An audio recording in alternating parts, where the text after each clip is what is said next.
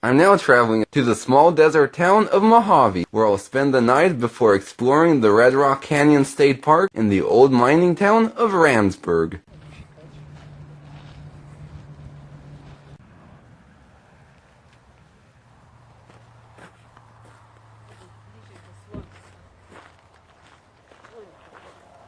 Oh wow, incredible. We're a few miles outside of the town of Mojave, and the spectacular geologic landscape you see around me is part of the Red Rock Canyon State Park. And this location may look familiar to people who have seen the movie Capricorn 1 with O.J. Simpson about faking the Mars landing. It was actually filmed here at these cliffs.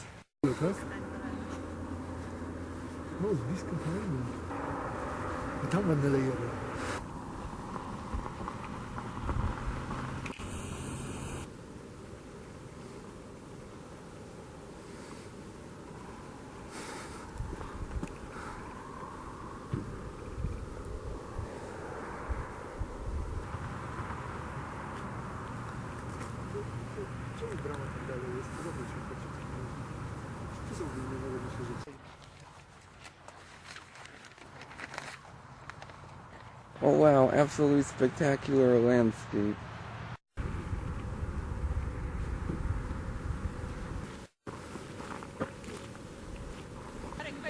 A to chyba ten kamer, to są dwa, dwie te. Wiem, tutaj drugi.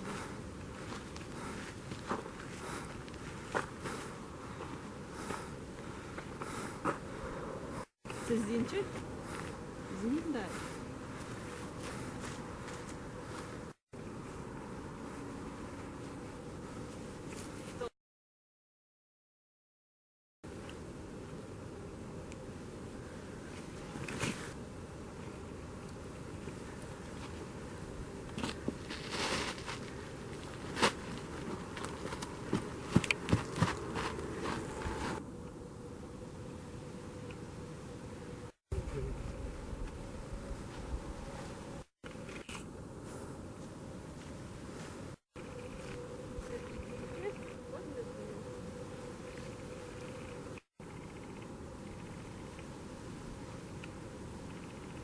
The reddish part you see right there is actually a resistant cap. Basically what happened was all the sediment beneath the red part was much softer, so that's why it eroded away, and the red part is harder, so it remained more solid and eroded less quickly.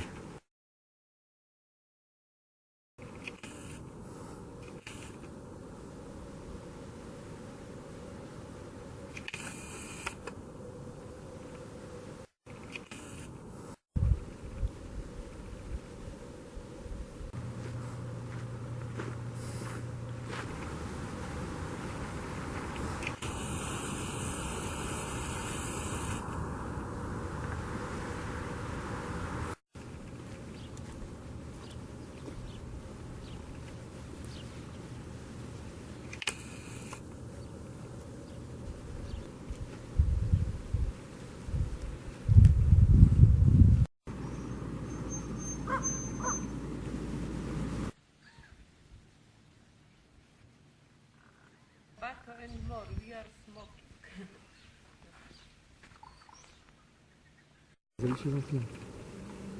Bo tylko sandy jest, ja? I'm in the small town of Randsburg, and the town was founded in 1895 as a mining camp by a group of miners who had previously worked the gold mines of South Africa. And they actually named the town after the South African gold mining region of Witwatersrand. Today the town is home to just under 70 people and has been described as a living ghost town.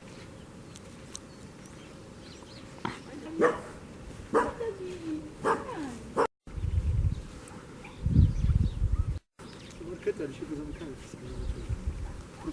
12 or 1. It's something 11.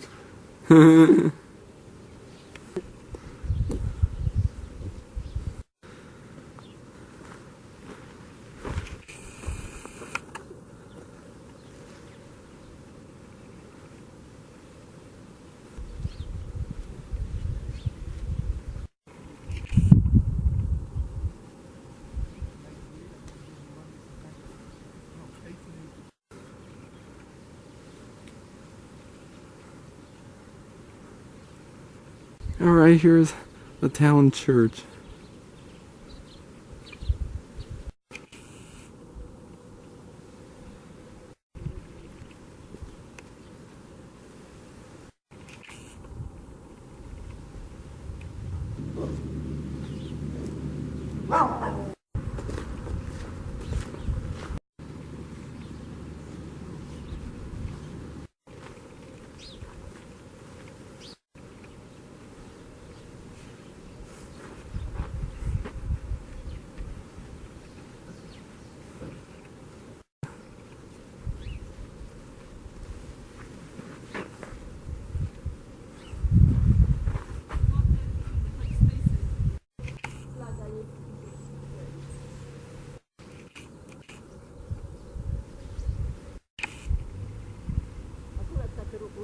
Oh yeah, this does sort of resemble a South African mining town.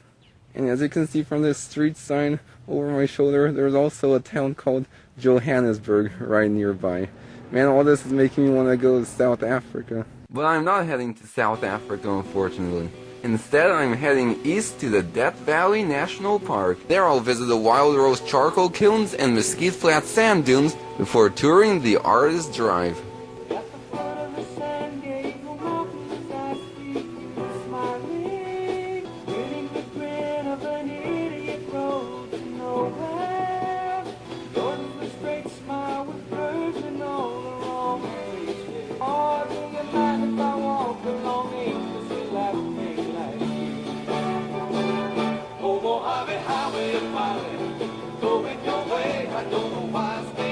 And nearly 3,000 square miles, Death Valley is the largest national park in the lower 48 states. It's also a site of geographic extreme. The lowest point in North America sits in the park, and both the hottest ambient and surface temperatures were recorded here. A staggering 134 degrees ambient and 201 degrees surface.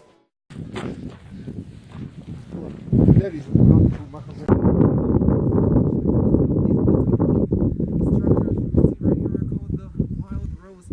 Charcoal kilns, and they were built in 1877 by George Hearst Mining Company.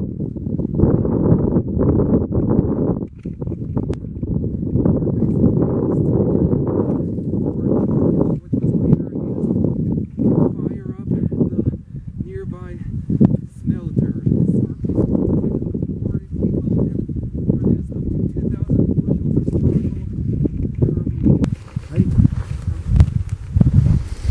However, the kilns were only in operation for 1 year due to deteriorating ore quality.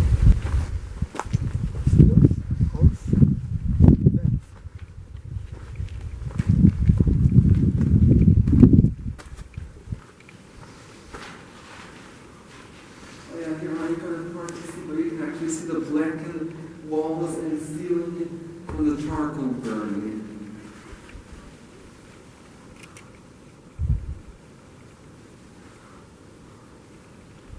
W tą stronę? One jakby budowane są.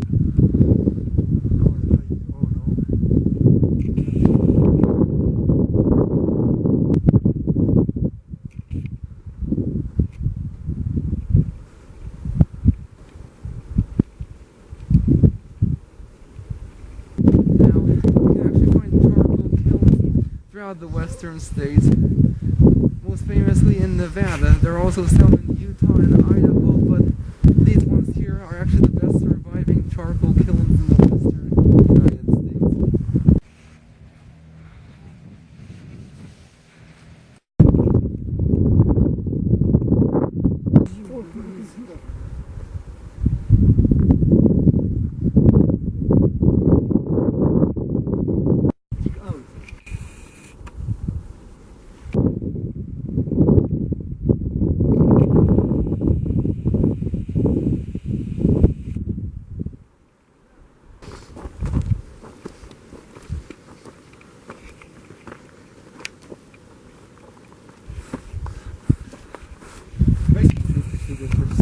Może jest, bo tu, a właśnie może jest, widzę, że woda rozpuchała i...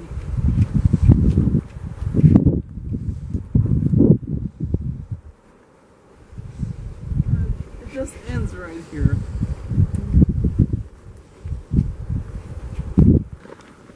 dawaj, bo ja zmarzłam, muszę ubrać. Oh wow, check this out. All around us we have this juniper forest. Look at this, this is the most interesting part. We have some snow right here. Now seeing all of this, you'd probably never guess that we're in Death Valley, the place that has the hottest recorded temperatures on Earth. But what a lot of people don't know is that the national park not only contains the desert valley, but also mountains as high as 11,000 feet. In fact, Telescope Peak, the park's highest mountain, towers at around 11,000 feet, and right now we're at around 8,000 feet. So that's why we have snow in a juniper forest. But it's still an incredible sight to see snow in Death Valley.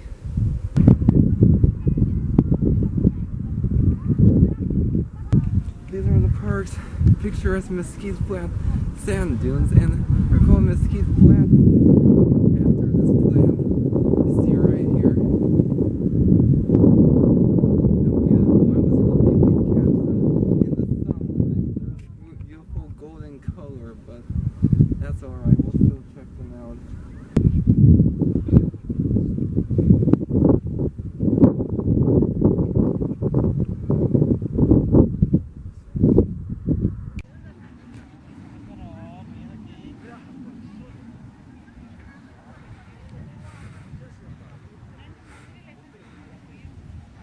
I was hoping we'd have the place to ourselves. It's a bit crowded, but that's alright.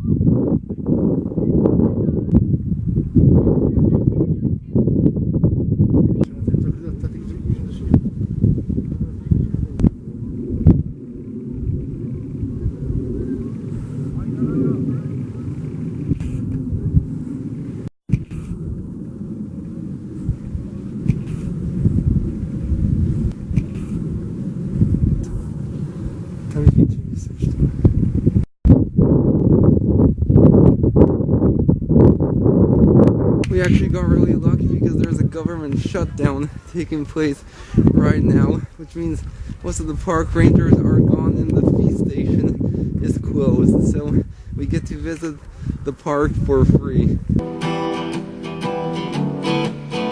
On the first part of the journey, I was looking at all the life. There were plants and birds and rocks and things. There was sand and hills and rain.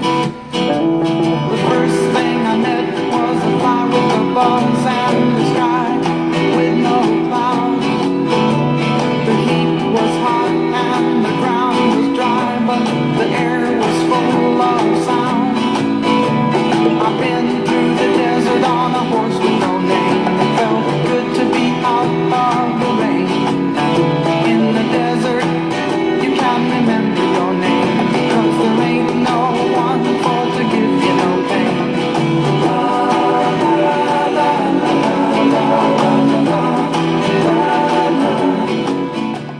The Banwar Basin is packed and the natural bridge is too far of a hike.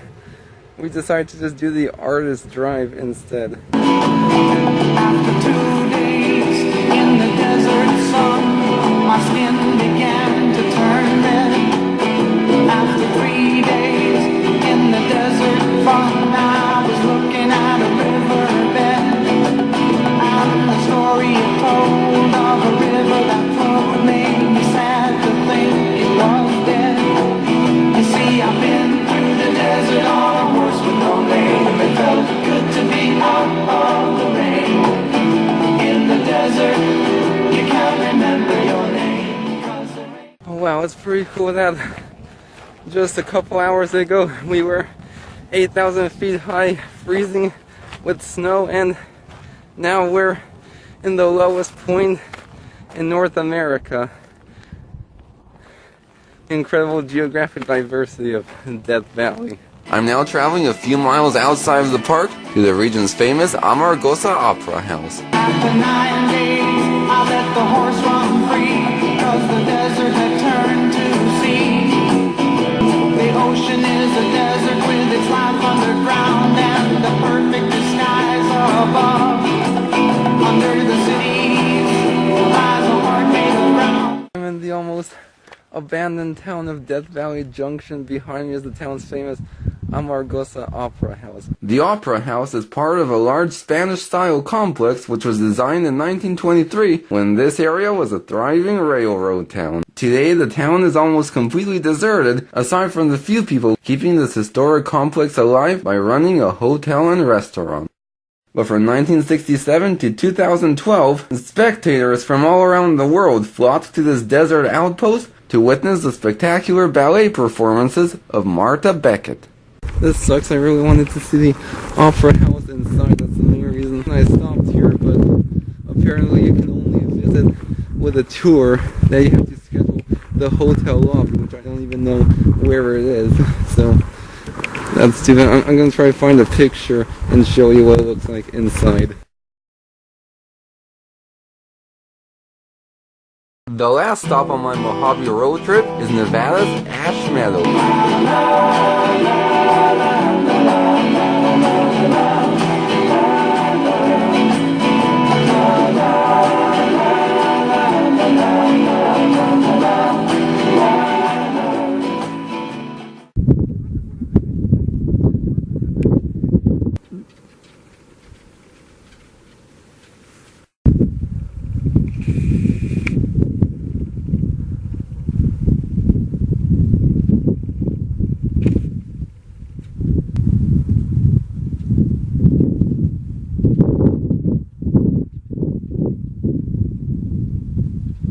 Ten pól też jest ładny, to nie musimy nawet wjechać.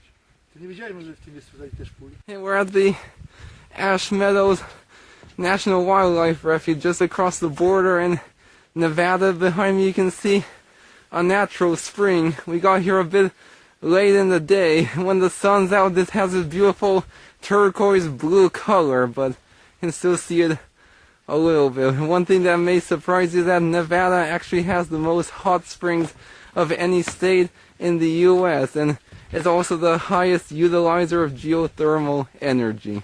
And this pool is actually 15 feet deep.